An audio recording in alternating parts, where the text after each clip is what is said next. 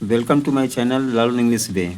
आज के इस वीडियो में बताएंगे कि अपना जो स्टूडेंट का जो डेली रूटीन होता है या स्टूडेंट को डेली रूटीन में क्या करना चाहिए, है ना, उसी के बारे में बताएंगे। जैसे माय डेली रूटीन, यानी कि माय मतलब मेरी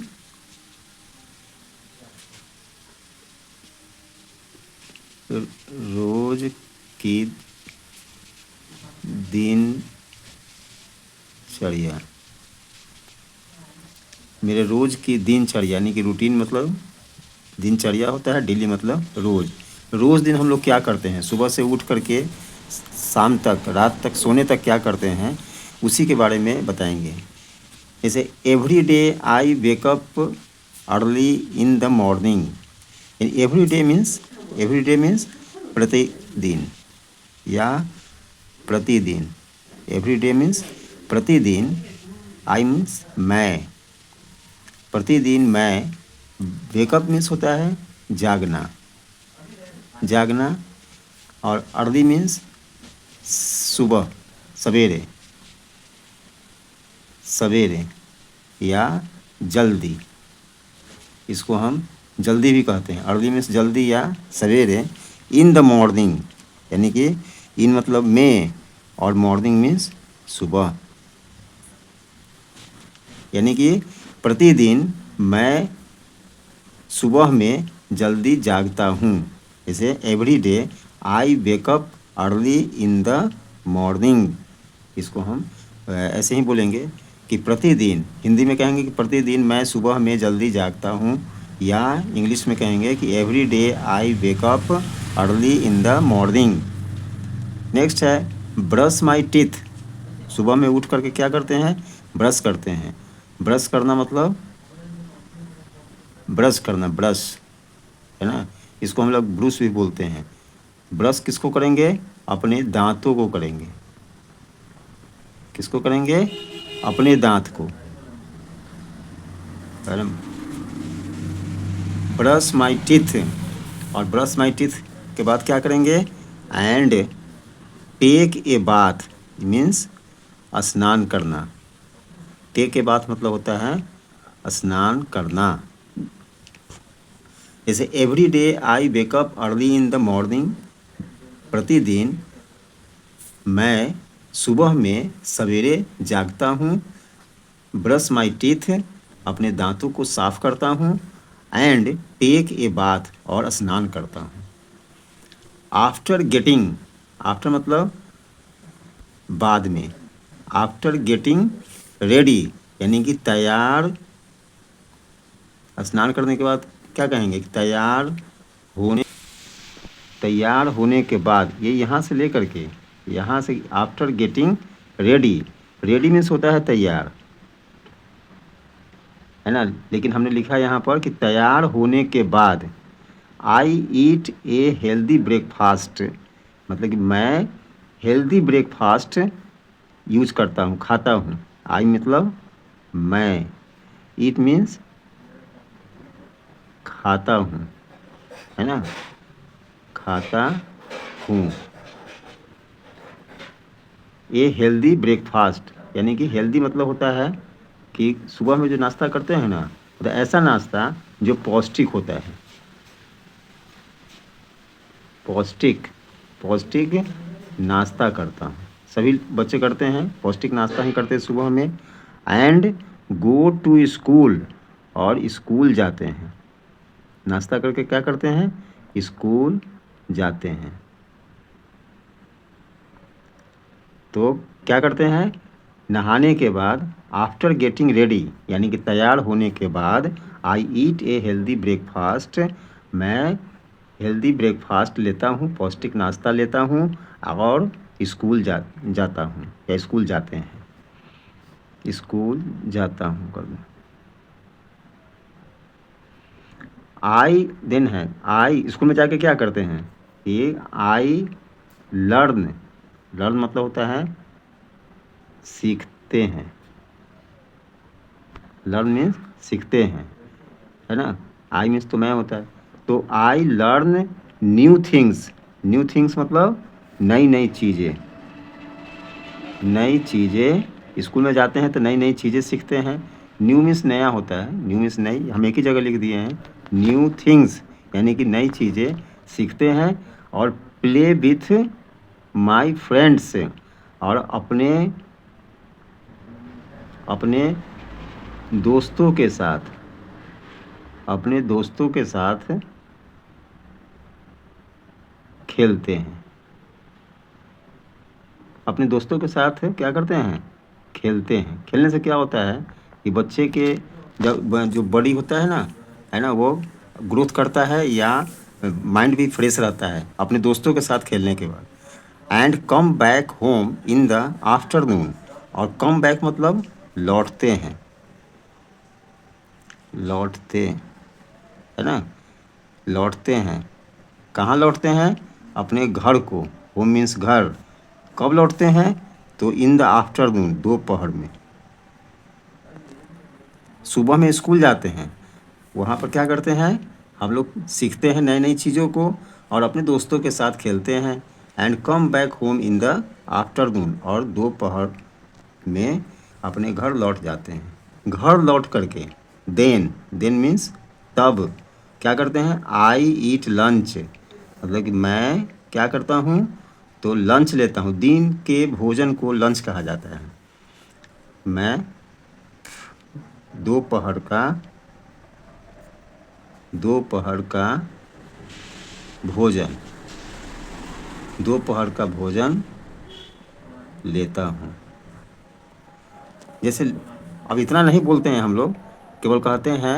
अब दोपहर का भोजन कोई बोलेगा तो थोड़ा उटपटांग लगेगा। हम लोग बोल देते हैं कि हम लोग लंच लेते हैं। लंच लेने से मतलब है कि हम लोग दोपहर का ही भोजन खाते हैं, उसी को लंच कहा जाता है। उसके बाद रेस्ट फॉर ए वाइल, है ना।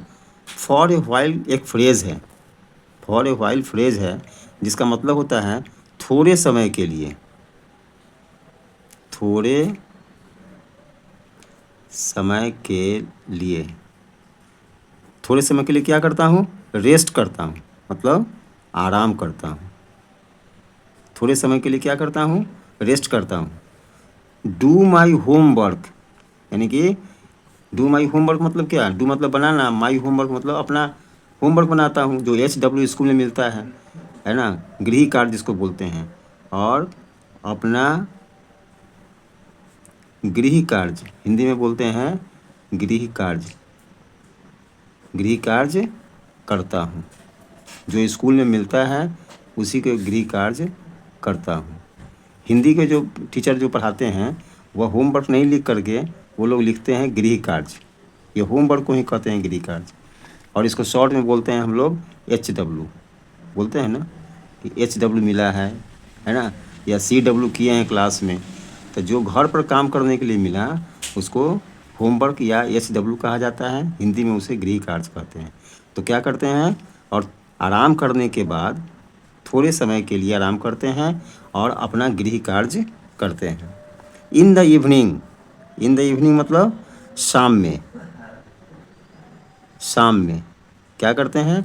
आई प्ले फॉर सम टाइम्स, मतलब कि प्ले मीन्स क्या होता है? प्ले मीन्स खेलते हैं, है ना। फॉर सम टाइम्स मतलब कुछ समय के लिए, ऐसा नहीं खेल रहे हैं तो खेल ही रहे हैं। कुछ समय के लिए, कुछ समय के लिए हम लोग खेलते हैं। किसके साथ खेलते हैं?